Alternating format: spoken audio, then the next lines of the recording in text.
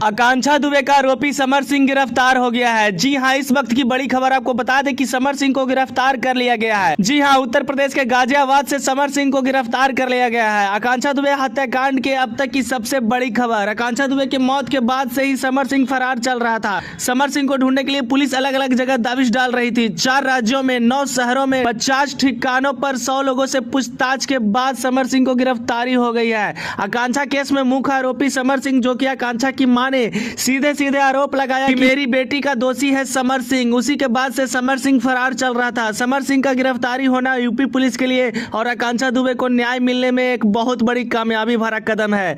10 दिन से ज्यादा वक्त लग गया समर सिंह तक पहुंचने के लिए। उत्तर प्रदेश के गाजियाबाद से गिरफ्तारी हुई समर सिंह। इस वक्त की सबसे बड़ी खबर आकांक्षा दुबे केस से जुड़ी हुई। आकांक्षा दुबे के मौत के बाद से ही यूपी पुलिस समर सिंह को ढूंढ रही थी। समर सिंह को ढूंढना भी इसलिए बेहद जरूरी था क्योंकि आकांक्षा का बॉयफ्रेंड था समर सिंह। लेकिन साथ ही साथ यह भी खबर थी कि कुछ दिन पहले ही समर सिंह का ब्रेकअप हो गया था आकांक्षा दुबे से। लेकिन आकांक्षा दुबे का मौत हो जाना और समर सिंह का फरार हो जाना कई सवाल खड़ा कर रहा था।